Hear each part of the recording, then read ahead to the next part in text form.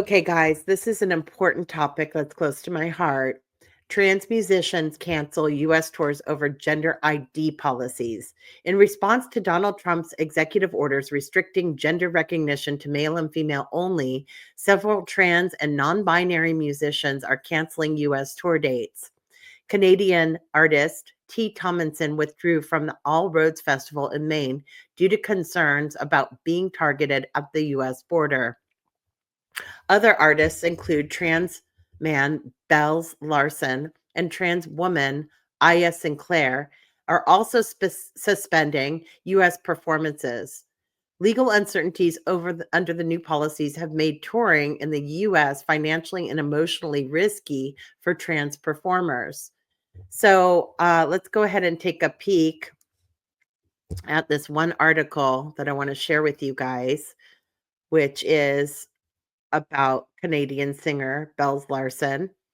When Canadian singer-songwriter Bells Larson heard that the United States would be accepting only visas with gender markers that matched applicants assigned sex at birth, he felt his stomach drop. Earlier this month, he was preparing to tour in the US in June after the release of his sophomore album, Blurring Time, out April 25th. He was already concerned about what recent executive orders targeting trans people might mean for him if he visited the country. Suddenly, in light of new anti trans policies, it seemed like there was no hope of playing the shows he'd booked.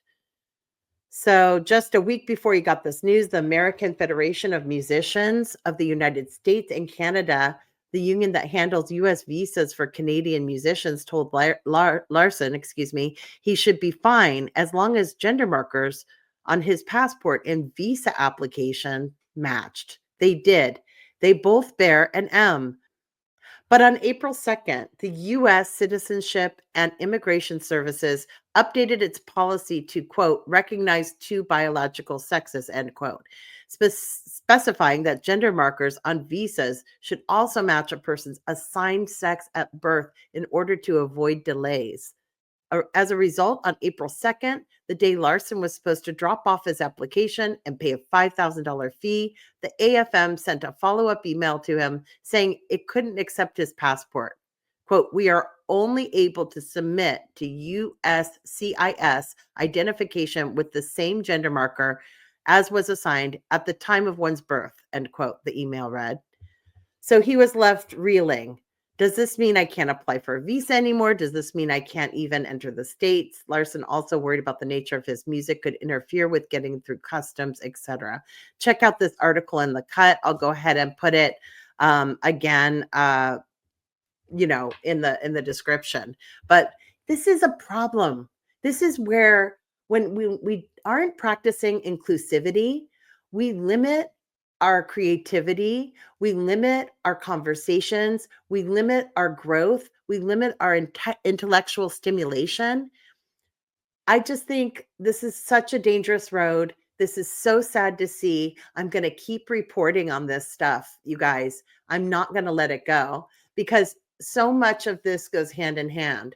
We have to be able to create and express and write and have people showing us the way and informing us of what's going on and have society reflected back to us through art, through music, through film and TV and all of that good stuff. But as applies to music, this is a no-go. I don't think anybody that is worth their salt in the music industry is going to look at this and be like, all right, yeah, let's exclude a bunch of people. Let's have a very limited scope of music. Everybody that I know is irritated by this. This is wrong, and we can't have this happen.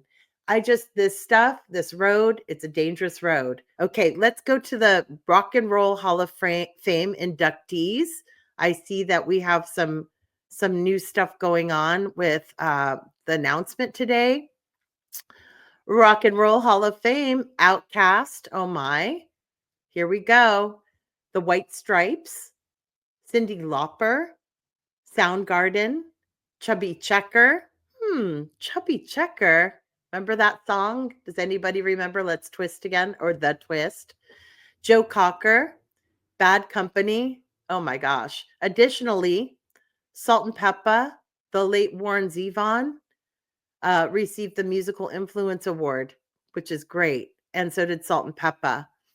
While Tom Bell, Nikki Hopkins, and Carol Kay were honored with the Musical Excellence Award, Lenny Warrenacker received the Ahmet Ertegun Award for his contributions as a record executive. They'll be inducted on November 8th. Very, very cool, guys. Let's see. Let me share this with you guys. Okay, guys, can you see this? All right. So Outkast, The White Stripes, Cyndi Lauper, Soundgarden, Fame class of 2025, Rock and Roll Hall of Fame class. Okay, they're joined by Bad Company, Chubby Checker, Joe Cocker, as we said. Why does it matter? The Rock and Roll Hall of Fame continues to lean into diverse array of genres with its inductions, which has led to record viewership for the annual ceremony. Very cool. I guess he's going to, Ryan Seacrest is going to host. Very cool, at the Peacock Theater in Los Angeles. Okay, so now we know.